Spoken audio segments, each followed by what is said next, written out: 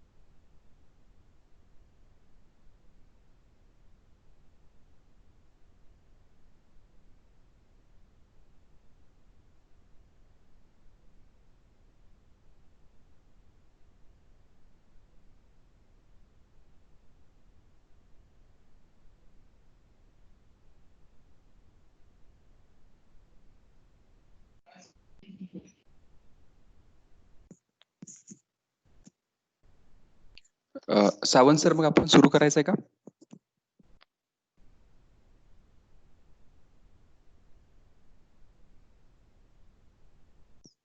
Mahendra Sawant sir.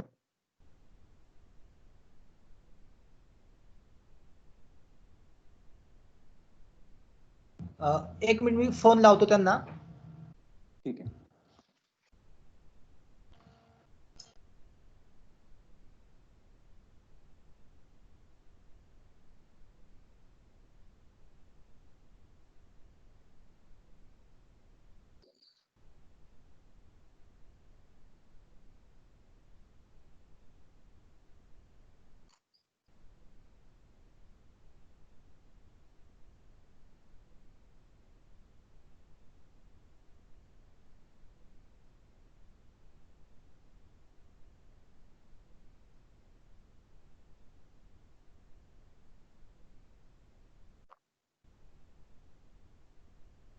Sawant sir, आवाज येतोय आता? सावंत सर.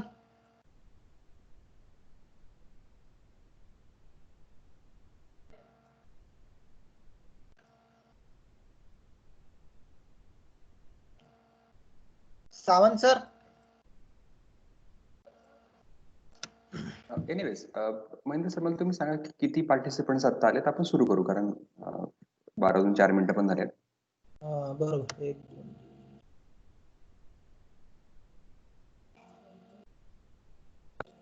मग किती बाकी आहेत एवढं सांगितलं तरी चालेल. 6 लोक आलेली आहेत अजून, मला वाटतं. एक कोणतरी बाकी आहे ना, 1 का 2. बरोबर.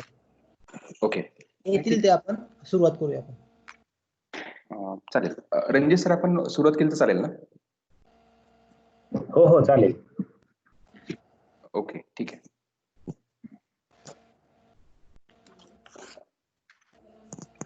नमस्कार.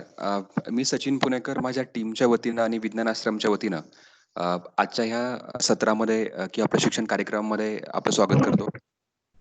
खाद्यपदार्थी निर्मिती व्यवसाय प्रशिक्षण याचा आजचा हा पहिला दिवस आहे. आणि मला खरं तर तुमच्या सर्वांचं अभिनंदन करायला आवडेल की तुम्ही व्यवसाय सुरू करण्यासंदर्भानं हे पहिलं पाऊल उचललेलं आहे. बऱ्याचदा आपण पाहतो समाजामध्ये, लोकांमध्ये, की व्यवसाय सुरू करायचा असं बऱ्याचदा माणसं विचार करतात, पण सगळे सुरुवात करतात, पहिलं पाऊल उचलतात असं नाही. आणि ते पहिलं पाऊल उचलायला लागतं म्हणजे खऱ्या अर्थानं तुमचा व्यवसाय पहिला सुरू व्हायला लागतो. ते तुम्ही निवडलंय, त्याबद्दल तुमचं अभिनंदन. सुरुवातीला मला वाटतं की जी काही ह्या व्यवसायाची पार्श्वभूमी आहे किंवा आता संधी सध्या आपल्याला दिसतात आहे, त्याच्यावरती आपण एक 2-3 मिनिटं आज बोलणार आहोत. त्याचबरोबर हा प्रशिक्षण कार्यक्रम कसा पुढे जाणार आहे, याच्यामध्ये तुम्हाला काय काय गोष्टी शिकायला मिळतील, त्या कशा कशा करायला मिळतील, आणि याच्यामध्ये तुमच्या काही शंका आहेत का, काही प्रश्न आहेत का, तर त्याच्यावरती आपण आज चर्चा करणार आहे. हा ओव्हरव्ह्यू आज आपण घेणार आहे. तर सुरुवातीला जर पार्श्वभूमी सांगायची म्हटली तर आता ह्या 21व्या शतकाच्या सुरुवातीला तंत्रज्ञानामध्ये मोठ्या प्रमाणात वाढ झाली, अभूतपूर्व विकास झालेला आपल्याला दिसतो. आणि 2 ज्या महत्त्वाच्या गोष्टी घडल्या ज्याच्यामध्ये जास्त वाढ झाली आहे, ते म्हणजे ऊर्जा आणि अन्नपदार्थ. कारण म्हणजे याच्यामध्ये जर बघायला गेलं, ऊर्जा आणि अन्नपदार्थ जर असेल, तर अन्नपदार्थ प्रक्रिया उद्योगाला जास्त मोठ्या प्रमाणात संधी निर्माण झाल्यात.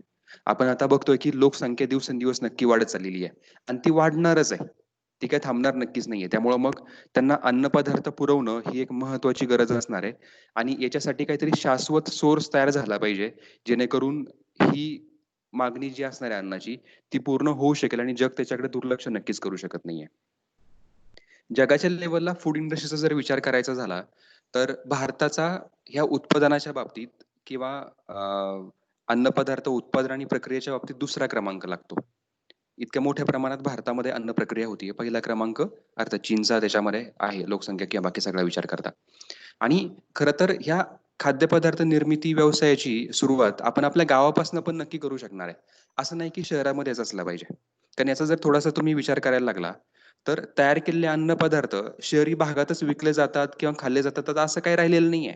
गावाकडे पण मोठ्या प्रमाणात अशा प्रकारचं रेडीमेड जे काही अन्न आहे, ते मोठ्या प्रमाणात लोकं विकत घेतात आणि खातात सुद्धा. म्हणजे लोणचं असेल, सॉस असेल किंवा वेगवेगळ्या प्रकारची चिक्की असेल, लाडू असतील, पापड असतील, असे वेगवेगळे जर पदार्थ तुम्हाला बघायचे झाले, तर ते गावाकडे सुद्धा विकत घेतले जातात आणि खाल्ले जातात. त्यामुळे गावाकडेही त्या प्रकारच्या संधी निर्माण झालेल्या आपल्याला बघायला मिळतं.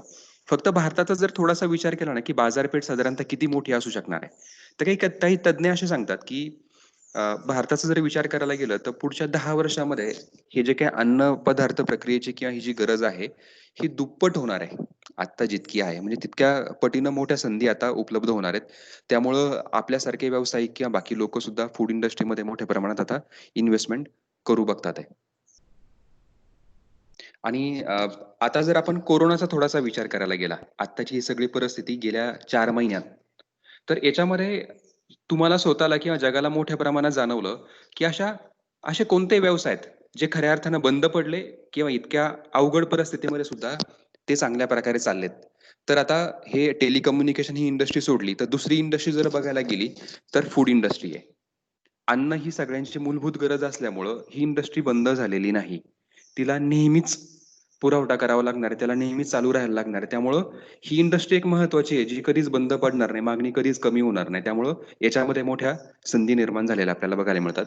त्यामुळे तुम्ही मला वाटतं, की योग्य निवड केली आहे खाद्यपदार्थ निर्मिती या व्यवसायाची, ज्याला नेहमीच मोठ्या प्रमाणात संधी उपलब्ध राहणार आहेत. याच्यामध्ये 2 गोष्टी अजून मला सांगायला नक्की तुम्हाला आवडतील, की 2 गोष्टींना मागणी निर्माण स्लाइड चेंज होत नाहीये सचिन सर. अ, स्लाइड. मी याच्यावरतीच बोलतोय. दुसरी स्लाईड नंतर. हो, चालेल, चालेल. हो, हो, हां. हो. 2 गोष्टींना मागणी मोठ्या प्रमाणात निर्माण झालेली तुम्हाला बघायला मिळत आहे. पहिलं जे आहे ना, तर फूड प्रिझर्व्हेशनला मोठ्या प्रमाणात मागणी आहे आणि दुसरी म्हणजे रेडी टू ईट. हे आता गेल्या 5-7 वर्षामध्ये रेडी टू ईटला सुद्धा मोठ्या प्रमाणात मार्केट आपल्याला उपलब्ध झालेलं याच्यामध्ये दिसतंय. आणि मग म्हणूनच या क्षेत्रामध्ये कसं आहे, की बरीचशी लोकं आता इन्व्हेस्टमेंट करायला पण पुढे येतात आहे. त्याचबरोबर पहिलं कसं व्हायचं ना, की तंत्रज्ञान फार महाग असायचं, अशा काही गोष्टी करायच्या म्हटल्या तर. पण अलीकडे तंत्रज्ञान पण स्वस्त झालेलं आहे. त्यामुळं छोटे उद्योजक, बरीचशी लोकं आता याच्यामध्ये इन्व्हेस्टमेंट करू शकणार आहेत आणि स्वतःचा आता व्यवसाय सुरू करू शकणार आहेत.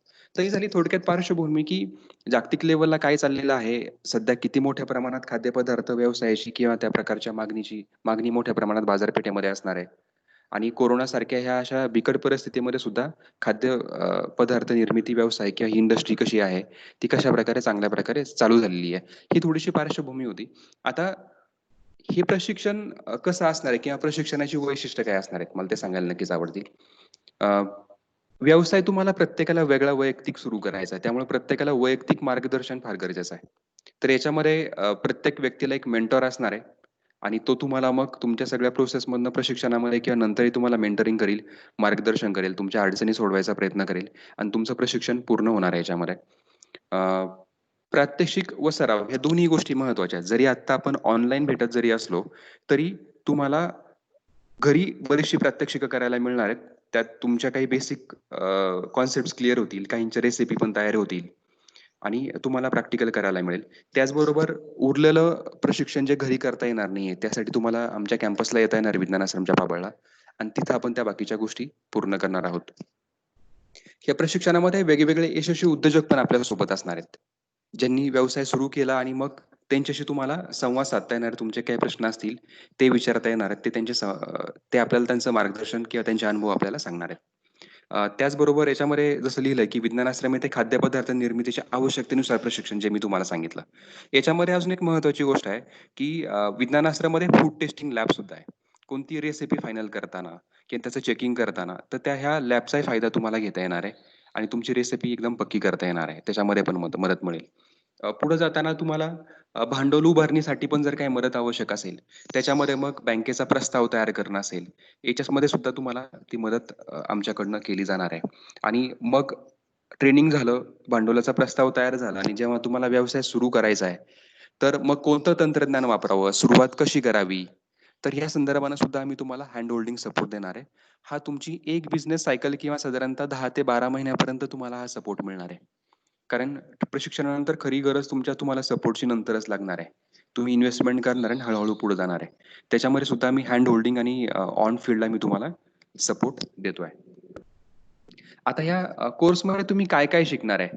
एक मोठ्या गोष्टी जर बघायच्या म्हटल्या, तर ह्या 9 टप्प्यांमध्ये साधारणतः तुम्हाला हे प्रशिक्षण मिळणार आहे. जसं मी सांगितलं, की ह्या प्रत्येक टप्प्यावरती तुम्हाला प्रात्यक्षिक पण करायचं आहे घरच्या घरी, वेगवेगळ्या प्रकारच्या. तर याच्यामध्ये आता पुढचा जो सेशन आपला असणार आहे, की स्वतःचा व्यवसाय सुरू करताना व्यावसायिक म्हणून मानसिक दृष्टिकोन काय असला पाहिजे? काही चुकीचे गैरसमज पण असतात. ते आपण थोडेसे जरा दूर करायला लागतील. प्रॅक्टिकली गोष्टींकडे बघायला लागेल. तर त्याच्यावरती आपण चर्चा करणार आहे. त्यानंतर दुसरा महत्त्वाचा भाग येतो, की नक्की व्यवसाय कशामध्ये करायचा आहे? तुमच्या प्रॉडक्टची आयडिया काय आहे? आणि तो प्रॉडक्ट किंवा ती तुमची बिझनेसची आयडिया तुम्ही व्हॅलिडेट केलेली आहे का? ती योग्य ते तपासून पाहिली आहे का? त्याच्या काही टेक्निक्स आहेत, काही प्रोसेस आहेत. त्याच्यामधनं आम्ही तुम्हाला नेणार आहे आणि त्यातनं मग तुम्ही आत्ता असलेला प्रॉडक्ट जो आहे, तो बरोबर आहे का? योग्य आहे का? आपण योग्य विचार केलाय का? ह्या सगळ्याचा तुम्हाला विचार करता येईल आणि मग तुम्हाला तो पक्का करायला, बिझनेस आयडिया पक्की करायला मदत होणार आहे. नंतर मग योग्य व्यक्तीसाठी योग्य व्यवसाय आणि योग्य व्यवसायासाठी योग्य व्यक्ती म्हणजे नक्की काय असतं? तुमची स्वतःची मानसिकता किंवा पर्सनॅलिटी कशी त्या व्यवसायाला मॅच असते किंवा असू शकते याच्याविषयी माहिती मिळेल.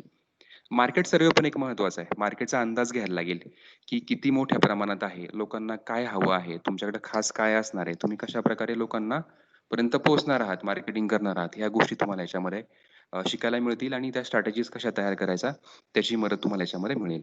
त्याचबरोबर बिझनेस डेव्हलपमेंट प्लॅन एक असतो. व्यवसायाची विकास योजना कशी तयार करायची? तर ते याच्यामध्ये असणार आहे. आर्थिक नियोजन कसं करायचं, ताळेबंद कसं करायचं, कॅश फ्लो कसे मेंटेन करायचे, कसं प्लॅनिंग करायचं, ह्या गोष्टी याच्यामध्ये तुम्हाला बघायला सर मिळतील. आपण लेक्चर कधी चालू करणार आहोत? तुम्हाला आवाज येत नाहीये? हॅलो? येतोय सर. अच्छा. महेंद्र सर, फक्त आत्ता ज्यांचा आवाज आला ना, त्यांना एकदा फोन करून बघाल. मे बी ते जॉइन विथ ऑडिओ त्यांना जमलेलं नाहीये मग. महेंद्र सावंत सर, एकदा फक्त कॉल कराल. तुमचं नाव सांगता का? आमचा आवाज पोहोचतोय का तुमच्यापर्यंत?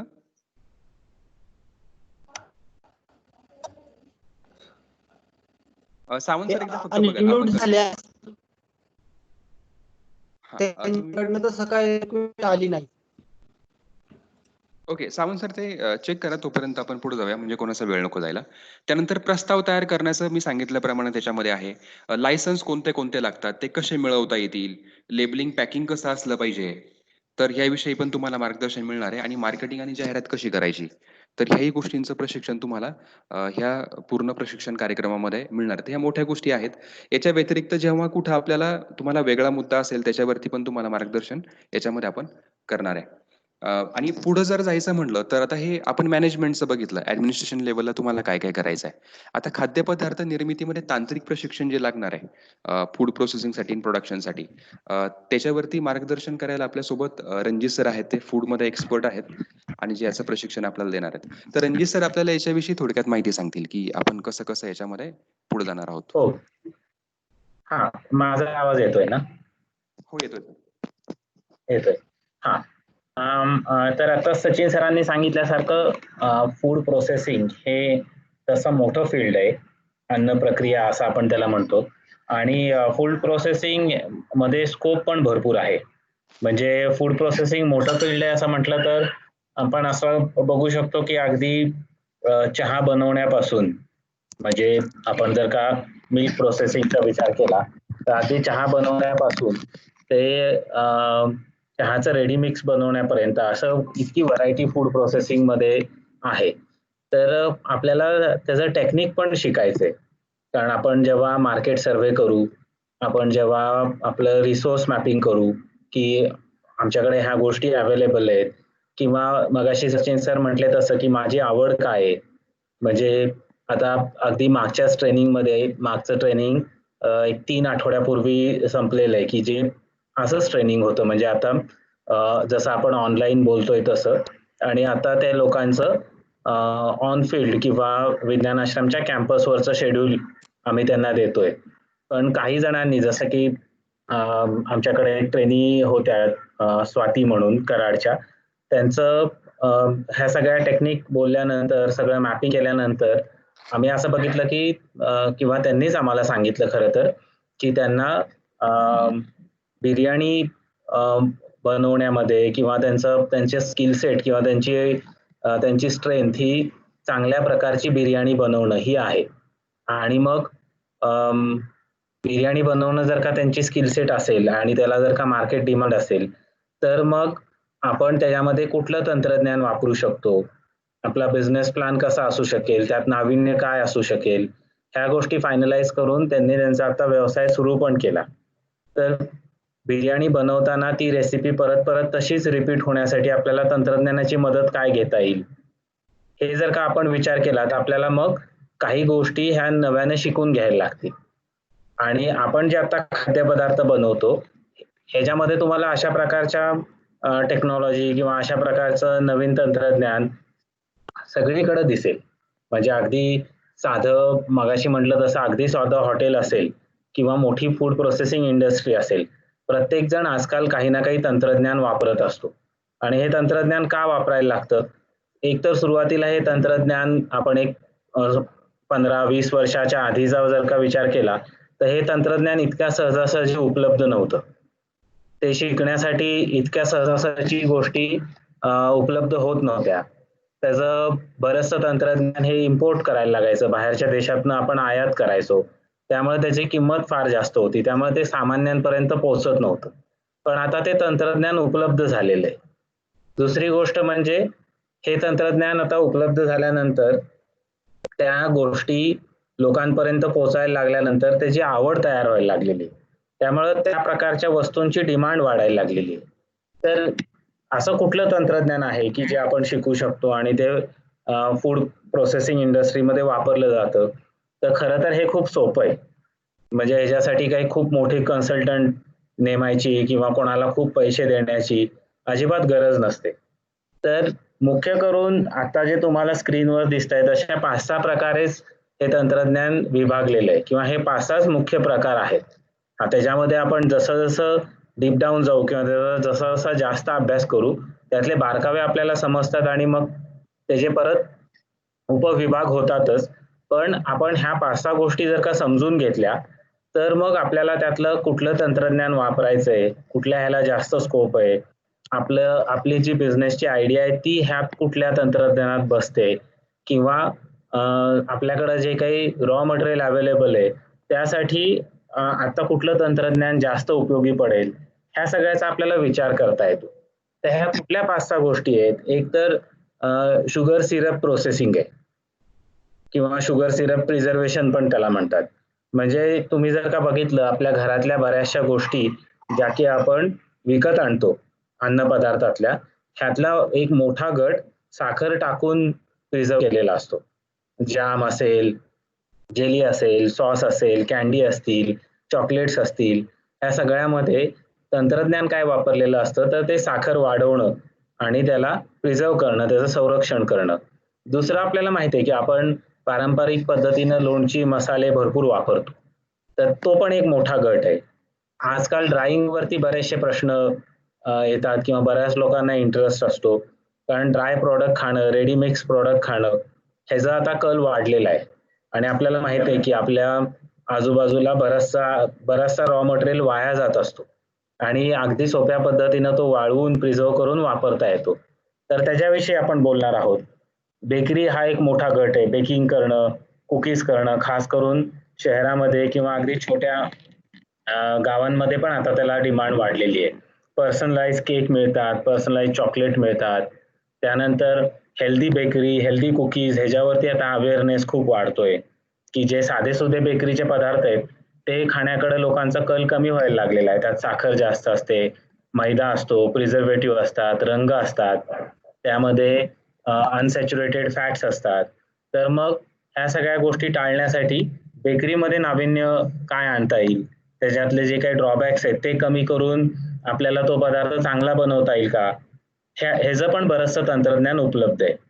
आणि एक्सट्रुडेड पदार्थ किंवा रेडी टू इट पदार्थाचं एक वेगळं मार्केट ओपन झालेलं आहे, की जिथं आपण बघतो की वेगवेगळ्या प्रकारचे चिप्स असतील किंवा कुरकुरे सारखे पदार्थ असतील. तर असं बरंचसं तंत्रज्ञान ह्या आपण त्याला म्हणू की 5व्या प्रकारामध्ये आपल्याला शिकता येऊ शकतं. तर ह्या सगळ्या गोष्टी विज्ञान आश्रमात उपलब्ध आहेत आणि विज्ञान आश्रमात शिकून बऱ्याच लोकांनी त्याचे व्यवसाय पण चालू केलेले आहेत. तर आपण त्यातल्या काही व्यावसायिकांशी पण बोलणार आहोत आणि तुम्ही जेव्हा प्रत्यक्ष विज्ञान आश्रमात याल तेव्हा तर आपण हे हँड्स ऑन करूनच बघणार आहोत. उदाहरणार्थ आता मला माहित नाही आजच्या ह्या ग्रुपमध्ये ते गृहस्थ आहेत का, महेंद्र सावंत सर सांगू शकतील. पण 2 दिवसापूर्वीच आम्ही अंजीर वाळवण्याबद्दल बोलत होतो. तर अंजीर वाळवताना आम्ही असं म्हटलं की आपण सुरुवात करूया, अंजीर वाळवण्याचा आपण अभ्यास तर करूयाच आणि त्याचं मार्केट पण टेस्ट करू, पण त्याचबरोबर आपण आवळा कॅन्डी सारखा सोपा पदार्थ घेऊन सुरू करू. म्हणजे एका दिवसासाठी पाबळला जरी आला तरी पण एक व्यवसाय चालू होऊ शकतो. आणि एका दिवसासाठी पाबळला येणं आता शक्य आहे. आता नॉकडाऊन इतकं काही हार्ड किंवा इतकं काही स्ट्रिक्ट राहिलेलं नाही, मार्केट ओपन झालेले आहेत, रॉ मटेरियल मिळतंय. तर ह्या सगळ्याची फॅसिलिटी पाबळला उपलब्ध आहे. आणि मगाशी सचिन सरांनी तुम्हाला एक गोष्ट सांगितली की आमच्याकडे एक टेस्टिंग लॅब आहे आणि टेस्टिंग लॅबची गरज कधीही पडू शकते. म्हणजे असं नाही की टेस्टिंग लॅब लगेचच वापरायला लागेल. पण काल आम्ही परवा दिवशी मला वाटते सोमवारी आम्ही एका गृहस्थांना भेटलो की जे पापड तयार करतात आणि त्यांचे पापड लिज्जत सारखे काही चांगले होत नाहीयेत, ते तुटतायत. मग त्यातलं पाण्याचं प्रमाण आम्ही चेक करून बघितलं, त्याच्यामध्ये काय गोष्टी टाकल्या तर पापड तुटणार नाहीत, ह्याच्यावर आम्ही त्यांच्याशी चर्चा केली. तर ह्या सगळ्या गोष्टी पाबळला उपलब्ध आहेत. ह्या ट्रेनिंगमध्ये ह्या सगळ्याची तोंड ओळख होईल. म्हणजे ह्या ट्रेनिंगमध्ये म्हणजे आपण जसं आता ऑनलाईन बोलतोय तसं. आणि ह्यातली एक गोष्ट की जी तुम्ही ठरवाल व्यवसाय म्हणून करायचंय, त्याचं प्रत्यक्ष ट्रेनिंग, त्याचं प्रॅक्टिकल ट्रेनिंग हे पाबळला होईल. तर सगळ्यांना 5च्या 5 किंवा 6च्या 6 गोष्टी शिकवणं असा ह्या ट्रेनिंगचा उद्देश नाहीये. त्याची प्रत्येकाची तोंड ओळख आता आपण ऑनलाईन ट्रेनिंग मधनं करणार आहोत आणि मग त्याच्यानंतर पाबळला त्यातला एक पदार्थ तुम्ही प्रत्यक्ष करून त्याचं मार्केटिंग करणं अपेक्षित आहे. त्याच्या टेस्ट मार्केटिंग नंतर त्यात बदल करायला लागतात, तंत्रज्ञान बदलायला लागतं. असं होत नाही की आपण जे शिकलो तेच बाजारात चालेल. तर आपल्याला आधी काही गोष्टी बनवून बघायला लागतात, त्या ग्राहकांना दाखवायला लागतात आणि त्या ग्राहकांच्या फीडबॅकनुसार, त्यांच्या अभिप्रायानुसार आपल्याला त्यात बदल करायला लागतो. तर त्या सगळ्या गोष्टी पाबळला तुम्हाला उपलब्ध असणार आहेत. आणि मगाशी सचिन सर म्हटले तसं एखाद्या ह्याला 1 महिना लागेल किंवा 6 महिने लागतील किंवा 1 वर्ष लागेल, तर ते त्या गोष्टी परत परत करायला तुम्ही पाबळला नेहमी येत राहायचंय आणि आम्ही तुम्हाला तो सगळा सपोर्ट देणार आहोत. तर ह्या ट्रेनिंगचं हेच मुख्य वेगळं पण असणार आहे. पण ह्या सगळ्यात महत्वाचं काय आहे की तुम्ही एक आधी प्रोडक्ट निवडला पाहिजे. आधी म्हणजे हे ट्रेनिंग संपता तो प्रोडक्ट निवडला पाहिजे. तरच आपल्याला मगाशी जे सचिन सरांनी स्लाइड दाखवली की व्यवसाय कौशल्य, तर ते व्यवसाय कौशल्य तुम्हाला त्यात अप्लाय करून बघता येतील. जसं मगाशी मी म्हटलं, ह्या 5-6 आठवड्याच्या किंवा 5-6 सेशनच्या ट्रेनिंग मधनं मागच्या बॅच मध्ये जवळजवळ 4 जणांनी त्यांचे व्यवसाय फायनल केले. आता त्याच्यामध्ये साधारणपणे 25 ते 30 लोक होते आणि शेवट ट्रेनिंग संपेपर्यंत 4 ते 5 जणांनी त्यांचे व्यवसाय टेस्ट मार्केटिंग सहित चालू केले. तसं ते का करू शकले? कारण पहिल्या 2 सेशन मध्येच त्यांनी अगदी फिक्स ठरवलं की मला हा व्यवसाय करायचाच आहे, मला हा पदार्थ बनवायचाच आहे. त्यामुळे आम्ही जे काही इकडनं इन्स्ट्रक्शन देत होतो त्याप्रमाणे इंटरनेटवर त्याची अधिक माहिती घेऊन, युट्यूबवर व्हिडिओ बघून, घरातले किचन मधलं साहित्य वापरून त्यांनी पदार्थ तयार करून ते मार्केटमध्ये किंवा आजूबाजूच्या लोकांना दाखवून ते टेस्ट करून त्याचं बँकेचं प्रपोजल पण ते बनवू शकले. पण पहिली पायरी काय होती? तर पहिली पायरी पदार्थ निवडणं ही होती. तर ह्या सगळ्या ट्रेनिंग मधनं जे सर्टिफिकेट मिळेल त्या सर्टिफिकेटला टार्गेट करून उपयोग नाही. तर टार्गेट काय करायला लागेल? टार्गेट हे करायला लागेल की आम्ही आमचा पदार्थ निवडून, तंत्रज्ञान शिकून, त्याला व्यावसायिक कौशल्याची जोड देऊन ते आम्ही प्रत्यक्ष बाजारात टेस्ट करून बघतो, ते विकून बघतो. आणि मग आम्ही जे तुमच्याशी बोलतोय, विज्ञान आश्रमातली जी आपली सगळी टीम आहे, आम्हाला जर का तो फीडबॅक मिळाला, जसा त्या पापडाचा आम्हाला मिळाला, की पापड बनले पण तुटतायत, म्हणजे त्याच्यावर लगेचच उपाय करता आला, त्याच्यावर लगेचच काहीतरी विचार करता आला. तसे फीडबॅक जर का तुम्ही आम्हाला वेळच्या वेळी देऊ शकला, तर ह्या ट्रेनिंगचा उपयोग हे जे साधारण दिसायला मोठे ट्रेनिंग दिसतात किंवा दिसायला क्लिष्ट ट्रेनिंग दिसतात, की जिथं 20,000 25,000 फी भरायला लागते आणि मग तिथं तुम्हाला असं भासवलं जातं की ही एवढी फी घेतलेली आहे, 20,000 रुपये तुम्ही भरलेले आहेत म्हणून हे ट्रेनिंग जास्त चांगलं आहे. तर तशा ट्रेनिंगचा खरं तर काही उपयोग नसतो. पण ह्या ट्रेनिंगचा उपयोग, ह्या ट्रेनिंगचा इम्पॅक्ट त्याहीपेक्षा जास्त चांगला होऊ शकेल. पण पदार्थ निवडीपासून ते त्या पदार्थाच्या प्रत्येक सेशनला जे काही आम्ही सांगू किंवा जे काही आपण चर्चा करू, ते त्या पदार्थावर अप्लाय करणं, आपल्या आयडियावर ते अप्लाय करणं हे जास्त महत्वाचं असणार आहे त्यामध्ये. हा सचिन सर. बरोबर. आता हे सगळं करत असताना मग प्रोसेस कशी असणार आहे ती रणजित सरांनी तुम्हाला थोडक्यात सांगितली. आता ऑनलाईन याचा सर्टिफिकेट हा त्यातला एक जरी पार्ट असला तरी अजून काय गोष्टी तुम्हाला कशा प्रोसेसनं जायच्यात ते मी तुम्हाला थोडक्यात सांगतो. आत्ता आपण ऑनलाईन सगळे भेटतोय. पण ऑनलाईन जरी भेटत असलो तरी मी स्टार्टिंगला सांगितल्याप्रमाणे तुम्ही घरी काही छोटे-छोटे प्रात्यक्षिक करू शकणार आहात. आणि ती प्रात्यक्षिकं करत असताना तुम्हाला त्याचे काही फोटोज किंवा व्हिडिओज जर काही काढता आले, तर ते तुम्हाला आम्हाला पाठवायचेत. म्हणजे तुम्ही फक्त ऑनलाईन अटेंड नाही केलं, तर घरी त्या वेळेला त्या गोष्टी केल्या हेही कळेल आणि त्यातनं मग तुमचं प्रॅक्टिकलही प्रशिक्षण झालेलं आहे त्या वेळेमध्ये हे कळून तुम्हाला सर्टिफिकेट देणं सोपं जाईल. घरची प्रात्यक्षिकांसोबतच नंतर रणजित सरांनी सांगितल्याप्रमाणे तुम्हाला अगदी आता मध्ये-मध्ये सुद्धा पाबळला येता येणार आहे आणि आपण बरीचशी लोकं जवळ-जवळ पाबळच्या जवळपासचे आहात. तर ज्यांना वन डे पटकन येणं शक्य आहे, ते मध्ये पण येऊ शकतील तुमचा प्रॉडक्ट किंवा बाकी त्या लेव्हलला फायनल झाल्यानंतर आणि ती प्रात्यक्षिकं तिथे करू शकणार आहेत. आणि आपण असं बघतो की एका वेळेला 2 ते 3 लोकं मॅक्सिमम येतील. जेणेकरून सोशल डिस्टन्सिंग आणि बाकी त्या सगळ्या गोष्टींची आपल्याला काळजी घेता येईल सुरक्षेची आणि तुम्हाला तिथं ते प्रात्यक्षिक करायला मिळेल. तर आता घरी फोटो किंवा व्हिडिओ सगळं हे केल्यानंतर हे आमच्यापर्यंत कसं येणार आहे? तर याच्यासाठी तुम्हाला Google क्लासरूम नावाचं ॲप्लिकेशन एक डाउनलोड करायला लागेल. ते त्याची लिंक जी असणार आहे ती प्रशिक्षणानंतर आता तुम्हाला WhatsAppच्या ग्रुपवरती येईल. त्याच्यामध्ये मग ते फोटो किंवा व्हिडिओ तुम्हाला अपलोड करता येतील. त्याचबरोबर त्याच्यामध्ये आपण काही प्रश्न उत्तरं पण असणार आहेत. तुम्हाला काही तुमची माहिती पण विचारली जाणार ती तुम्हाला भरायची आहे. म्हणजे ह्या ज्या काही तुमच्या असाइनमेंट आहेत, थेरटिकल असतील किंवा प्रॅक्टिकल असतील, त्या आमच्यापर्यंत पोहोचतील आणि त्या वेळेला आम्ही एन्शुअर करू शकू की तुमचं प्रशिक्षण वेळेत आणि व्यवस्थित पुढं चाललेलं आहे आणि सगळ्यात शेवटी मग तुम्हाला प्रमाणपत्र याच्यामधनं दिलं जाईल. हा सपोर्ट फार महत्वाचा आहे. मेंटर्स हँड होल्ड सपोर्ट जे मी स्टार्टिंगला सांगितलं, की ही एक खासियत आहे या प्रोग्रामची, ट्रेनिंग प्रोग्रामची, की प्रत्येक पावलावरती अगदी ट्रेनिंगच्या पहिल्या दिवसापासून तुम्हाला एक मेंटर असाइन केला जाईल विज्ञान आश्रमतर्फे आणि तो तुमच्याशी आठवड्यातून एकदा किंवा दोनदा किंवा गरजेप्रमाणे नेहमी बोलत राहील. तुमच्या ज्या काही अडचणी असतील त्या सोडवायचा प्रयत्न करेल आणि तुम्हाला क्लॅरिटी जास्तीत जास्त येऊ शकेल आणि तुम्ही पुढे जाऊ शकाल त्या टप्प्यावरती. तर हा सपोर्ट तुम्हाला दिला जाणार आहे. तुमचे मेंटर कोण असतील तुम्हाला आज संध्याकाळपर्यंत कळेल. त्यांचे नंबरही तुम्हाला ग्रुपवरती शेअर केले जातील. तुम्ही त्यांच्याशी आत्ताही बोलायला सुरुवात करू शकता. आता पुढच्या सूचना ह्या साधारणतः महत्त्वाच्या आहेत, की आपल्या प्रशिक्षणाचा कालावधी काय असणार आहे? आपण 24 जुलैपासून 22 ऑगस्टपर्यंत म्हणतोय.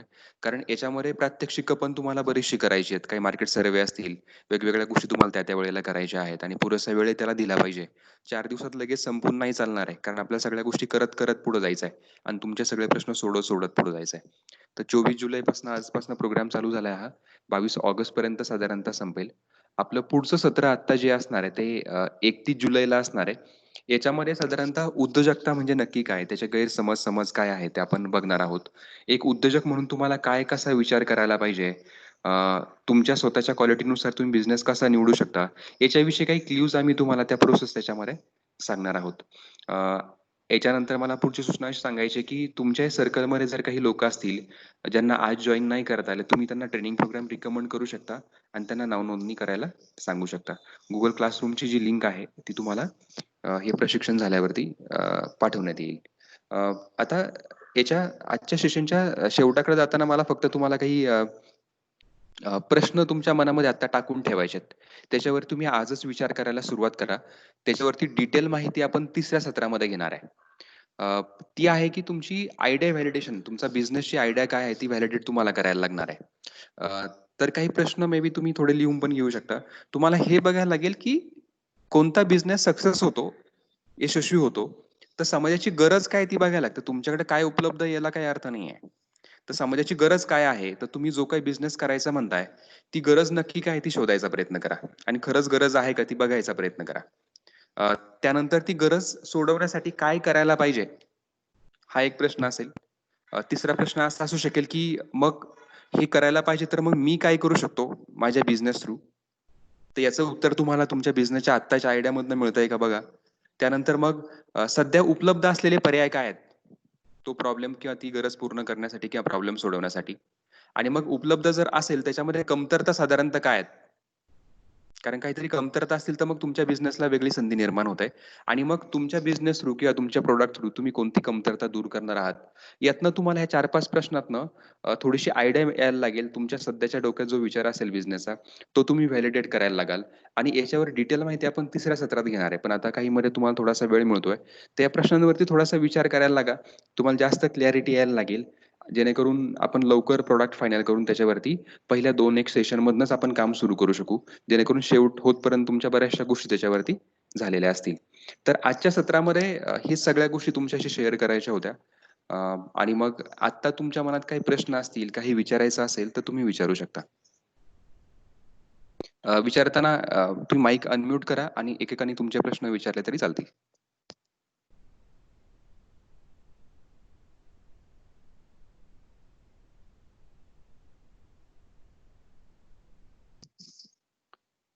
महेंद्र भोर सर, माझा आवाज पोहोचलाय? हो सर, तुमचा आवाज येतोय व्यवस्थित. ओके, ठीक आहे. आपण एक असं ओळखीचं सेशन पण घेऊया सचिन सर, मे बी. कारण आता मागच्या बॅचला आपल्याला अडचण अशी झाली होती की खूप पार्टिसिपंट होते. हो, आता हो. त्या मानाने कमी पार्टिसिपंट आहेत. तर आपण पुढच्या सेशनच्या आधी काही एकमेकांची ओळख होईल असं पण सेशन आपल्याला घेता येईल. हो, चालेल, चालेल. म्हणजे आता आपण मग ओळखीपासून सुरुवात करूयात. तुम्ही तुमचा अगदी रेंज चांगली असेल तर कॅमेरा पण सुरू करू शकता.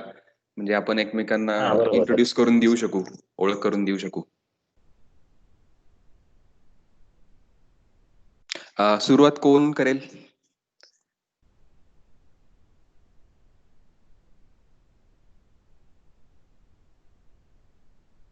मोहित सहाणे आहेत मला वाटतं आपल्याबरोबर. मोहित सहाणेंना जर का माईक अनम्यूट करता आला तर त्यांच्याशी बोलता येईल आता. येस.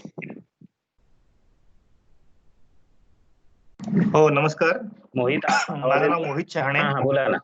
हा, हो. मी तरोलीला असतो, पुण्यामध्ये. अच्छा. हा, मी एका कंपनीत प्रायव्हेट जॉब करतो आणि आता सोलर मध्ये टेक्नॉलॉजी बिझनेस चालू करायचा विचार आहे माझा. हा, ओके ओके ओके, बरोबर. सोलर. मग तुम्ही पुण्यात कुठं राहता मोहित सर? काय म्हटलं? पुण्यात तुम्ही कुठं राहता? चरोलीमध्ये, चरोली आळंदी रोडला. हा हा, ओके ओके, चरोलीमध्ये राहता. अच्छा हो. अच्छा, बरोबर. चालेल. आपण सोलर म्हणजे आपलं ड्राइंग वर एक स्पेशल सेशन आहेच आहे. हो हो, पण आपण ड्राइंग बद्दल थोडंसं पुढच्या सेशनला पण बोलूयात परत, चालेल चालेल चालेल. किंवा मेंटॉरिंग मध्ये बोलूयात. हो हो हो हो, चालेल. चालेल चालेल. हा. त्यानंतर नंदिनी आहेत आपल्या बरोबर. नंदिनी, तुम्ही जर का तुमची ओळख करून दिली तर. Hello sir. हा, नंदिनी मला वाटतं तू DBRT स्टुडंट आहे ना? हो सर, ते विशाल सरांनी लिंक पाठवलेली ना, हो ते हो माझ्या मम्मीशी तुम्ही बोलू शकता सर. हो हो. तर नंदिनी, तू तुझा तालुका कुठला आहे? तुझा हवेली तालुका आहे ना? हाय. हवेली तालुक्यात येतेस का? तुझ्या आजूबाजूला कुठलं ह्या गोष्टी आहेत की ज्या तुला वाटतात की फूड प्रोसेसिंग मध्ये तू करू शकतेस असं, म्हणजे तुला काही प्रयोग करून बघता येतील असं? नंदिनी, आवाज येतोय? मला वाटतं नंदिनीकडे काहीतरी रेंजची थोडीस हे असते, कमी असते रेंज तिच्याकडं. संदेश आहेत आपल्याकडे. संदेश, तुम्ही पण बोलू शकता माईक अनम्यूट करून.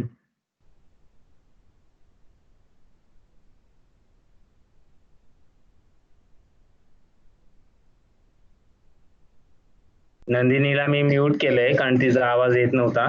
पण संदेश, तुम्ही माईक अनम्यूट करून बोलू शकता. हॅलो. हा बोला ना, आवाज येतोय. मी संदेश शेडे बोलतोय. हा संदेश, हा हा. तर फूड प्रोसेसिंग मध्ये मला फूड प्रोसेसिंगचे काहीतरी चालू करायचे आहे. बर बर, ओके ओके. तुमच्या गावाचं नाव नाही आहे समजलं. तुमच्या गावाचं नाव? OTMI. OTMI, okay okay. हा हा, बरोबर बरोबर. हा हा. तुमचं शिक्षण किंवा तुमचं बॅकग्राऊंड काय आहे संदेश मग? शिक्षण माझं फूड टेक्नॉलॉजी. ओके, अरे वा. फूड टेक्नॉलॉजी कुठून केलं तुम्ही? सोळगाव. बर बर, ओके ओके. छान छान. अच्छा. त्यानंतर कोण बोलेल? माझ्या लॅपटॉपची बॅटरी थोडी डाऊन आहे. मी लॅपटॉपला चार्जर कनेक्ट करतो. थोडं आवाज कट होईल एखाद्यास माझा. पण पुढचं कोण ओळख करून देईल? मला वाटतं पुढे शिवलीला आहे. शिवलीला मॅडम, तुम्ही तुमची ओळख करून द्यावी. हा सर, माझं नाव शिवलीला माताटे. मी बदलापूरला राहते, ठाणे बदलापूर. ओके. तुमचं हा. बॅकग्राऊंड? आणि माझं म्हणजे BSc कम्प्लिटेड आहे आणि मी जस्ट आता हाऊस वाईफ आहे आणि मला बेकरी प्रोडक्ट मध्ये इंटरेस्ट आहे. आणि माझं कसं डेव्हलप्ड एरिया आहे, म्हणजे आता जस्ट डेव्हलप होतंय. मग मला वाटतं की त्यात मला संधी भेटेल का, असं म्हणून मी त्या विचार करते. म्हणजे माझा जो एरिया आहे तिथे आता जास्त दुकान वगैरे नाही, डेव्हलपिंग आहे, आता जस्ट डेव्हलप होते. मग मला बेकरी प्रोडक्ट मध्ये म्हणून इंटरेस्ट आहे. अच्छा, ठीक आहे ठीक आहे, चालेल, छान. त्याच्यानंतर मला दिसतंय की Sonam madam. Hello. Good afternoon sir. Good afternoon. मी सोनम गुजराती. मी बेसिकली मेकॅनिकल इंजिनियर आहे आणि मी प्रोफेसर म्हणून इंजिनिअरिंग कॉलेजमध्ये जॉब करते. मी कोपरगावला असते आणि मला व्हेजिटेबल डिहायड्रेशन आणि फूड प्रोसेसिंग मध्ये इंटरेस्ट आहे. हॅलो. अच्छा, थँक्यू. छान ठीक छान. ठीक.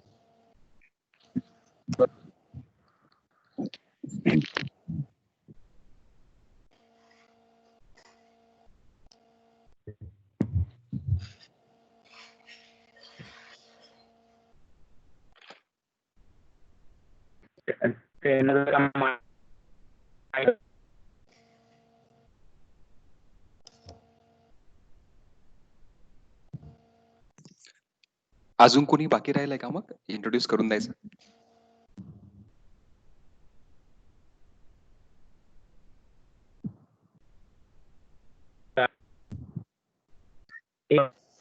त्यांनी टाकलेलं नाहीये, पण काही हरकत नाही. आपण त्यांच्याशी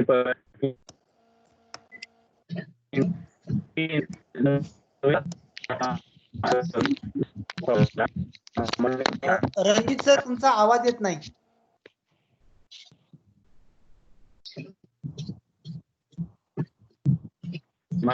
कमी आहे. तुमचा आवाज ब्रेक होतोय.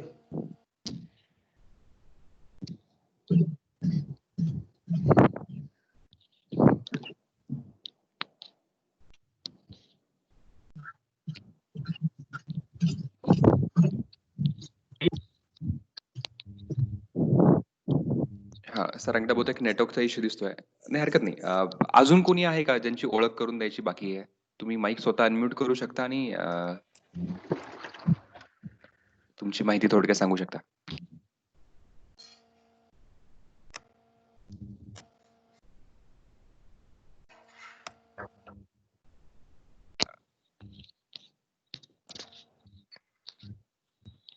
येस, हरकत नाही. की आता मग तुम्हाला काही मनात प्रश्न असतील तुम्ही विचारू शकता आता या पहिल्या प्रशिक्षणाच्या किंवा तुमच्या ओळखीच्या सत्रानंतर.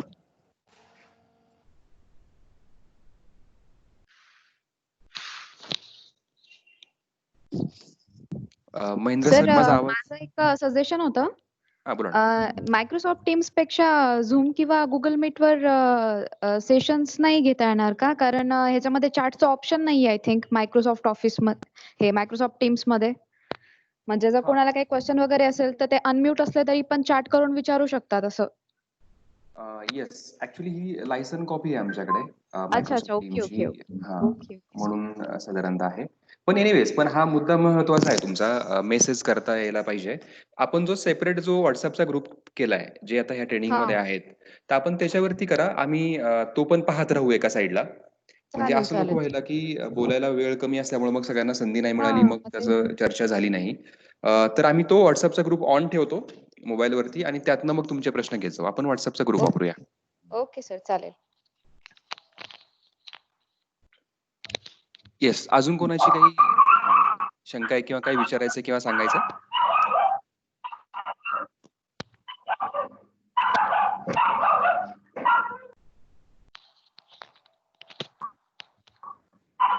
नसेल तर नाही मला आता. वाटतं पुढच्या सेशनला अजून पण काही 1-2 लोक इच्छा असतील ना? हो, हो. नाही तसे अजून पण पुढच्या सेशनला असतील. हो, हो. बरोबर. आणि आपण बॅच साईज ह्यावेळेस मुद्दामून लिमिटेड ठेवतोय, जेणेकरून प्रत्येकाला पर्सनली जास्त फॉलोअप किंवा जास्त सपोर्ट देता येईल आणि त्या गोष्टी जास्त पटापट पुढे नेता येतील. कारण आता लॉकडाऊन पण संपलेला आहे. तर तुम्ही पण बऱ्याचदा पाबळला येऊ शकणार आहात. तर सगळ्यांना प्रॉपर सर्व्हिस मिळावी म्हणून आपण ती लिमिटेड पण ठेवली आहे बॅच साईज. सो आता बाकी तुमच्या सर्कलमध्ये पण जर कोणाला प्रशिक्षणामध्ये सहभागी व्हायचं असेल, त्यांना तुम्ही नक्की सांगा.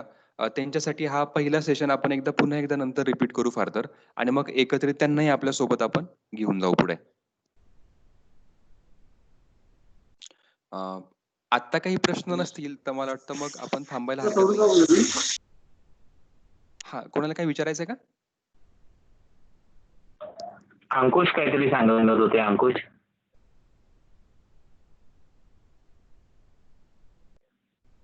अंकुश मला वाटतं आत्ताच जॉईन झाले.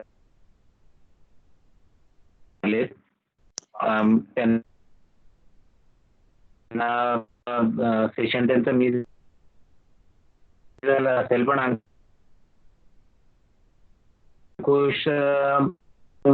जे आहे त्यांच्याशी आपण आपलं रेकॉर्डिंग शेअर करूया. हो, चालेल चालेल. अंकुश सर, आम्ही तुमच्याशी पर्सनली बोलून पण घेऊ. म्हणजे तुमचं जे काही मिस झालं असेल ते आपण कव्हर करू शकू. चालेल. मला वाटतं की आता मग आपण थांबायला हरकत नाहीये. हॅलो सचिन सर, माझा आवाज येतोय का? तुमचा येतोय, येतोय. तुम्हाला काही शेअर करायचंय सर?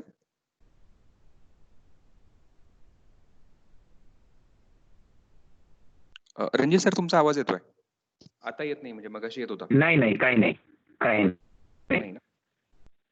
चालेल, हरकत नाही. मग आपण थांबायचं आज? Hello sir. हा, बोला. सर, तुम्ही आम्हाला ग्रुपमध्ये जॉईन केलंय का? हा, नंदिनी, तुला ग्रुपला जॉईन करून घेतो. तू राहिलीस मे बी. काय चुकली, बंद झाले तिकडं. पागल ठोकणे. हा, नंदिनी, तुला घेतो ग्रुपमध्ये. मे बी तू राहिली असशील त्या ग्रुपमध्ये. ठीक आहे?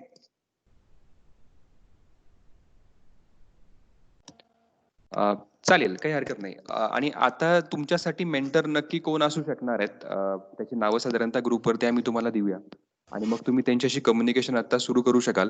खरं जास्त मदत जेव्हा तुमचा प्रॉडक्ट फायनल होईल आणि तुमच्या असाइनमेंट सुरू होतील, त्याच्यामध्ये जास्त तुम्हाला मदत लागू शकणार आहे त्यांची. चालेल, तर आज पहिल्या सत्रामध्ये तुम्ही सहभागी झाल्याबद्दल आम्ही तुमचे आभारी आहोत आणि तुमच्या ह्या नवीन जर्नीसाठी आमच्याकडनं पुन्हा एकदा शुभेच्छा. धन्यवाद.